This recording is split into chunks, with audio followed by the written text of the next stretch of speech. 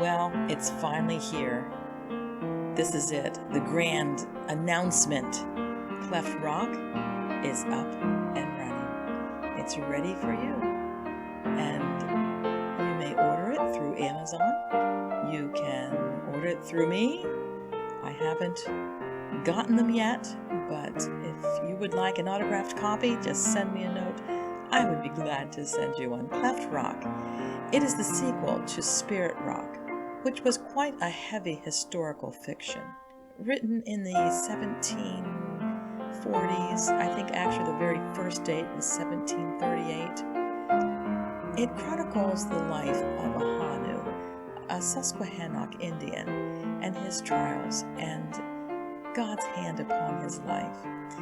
There are 74 entries in the back of that book telling what people, places, and things are facts and which are fiction. I did a lot of research for that, and I was really excited to learn so much about it and to pass it on to you in a novel that I would hope was very readable. There are a lot of Indian names, which does sometimes make it confusing. But I would like to read for you the epilogue of that book, which ends in the early 1800s. 1955. George watched the pyrotechnician put the last of the charges into place. He looked at the mountain's edge, soon to be a crumbled pile of rocks and debris, and smiled in satisfaction. He loved his job as foreman of Kane Construction. The company had won the bid for this section of the new highway, which meant he would be going home every night to his wife and kids. Randy stepped back from the explosives and mentally re-examined each step of his work. Every detail was important in accomplishing a quality-controlled explosion. "All set, Randy?" George asked. The excitement could be heard in his voice. Randy smiled. "All set, sir." His boss's boyish delight always made him chuckle inwardly. "Good." George turned on his heels and made the necessary warnings, shouting them into his bullhorn and finishing with the regulatory countdown. 5, 4, 3, 2, 1. Within seconds, the ground shook, and all watched as Randy's well-placed explosives liquefied the solid rock. A giant dust cloud spread in every direction, billowing high into the air before it began to make its descent. High above the explosion site stood Spirit Rock. The cliffs shuddered, but they rested on solid bedrock. The blast made little difference to the ancient altar, except for one.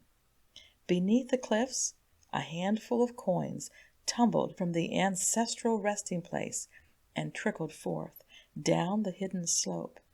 Tarnished coppers and silver coins shook and slid to their new home. 2 gold coins, larger than the rest, led the way, still as shiny as the day they were minted. As though guided by an unseen hand, the gold pieces came to rest near the opening of a hidden cleft. For the first time in over 200 years, they reflected the rays of the late afternoon sun, sending forth their light like the beacon of a lighthouse.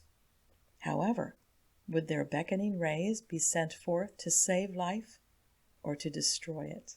Well, that epilogue was written to lay the foundation for Cleft Rock, which jumps to 1962. Here's the description on the back cover of Cleft Rock. When Jack Kilgus discovers the ancient coins deposited into the cleft of Spirit Rock centuries before, he's a rich man, but not rich enough to buy the Rogers farm, the place he's always admired. However, Derek Singer draws up an investment plan for Jack that can make it happen. But when he discovers the truth about the man he hardly knew, it's too late.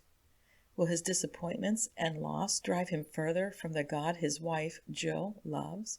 How can any good possibly come from all this? And then this little ditty. Drawing from her family history and surroundings, Wanda weaves a tale that will take you to her childhood home, mixing fact and fiction into another historical Christian novel filled with the wonder of God's almighty hand in the lives of his people. This has been such a fun book to write. Yes, it is loosely based on my family. Kilgus is my dad's mother's maiden name. Jack was chosen, always named all of his bulls Jack. Don't ask me why. So Jack Kilgus just seemed right. One of my favorite names has always been Jill. Yes, you may chuckle. My daughter said, "Mom, you can't do that. You can't name them Jack and Jill." But by then it was too late. They became Jack and Jill. And one thing I've noticed is when I come up with a character, it has to stay. So Jack and Jill Kilgus and Cynthia, the older, wiser sister, and Karen, that would be me.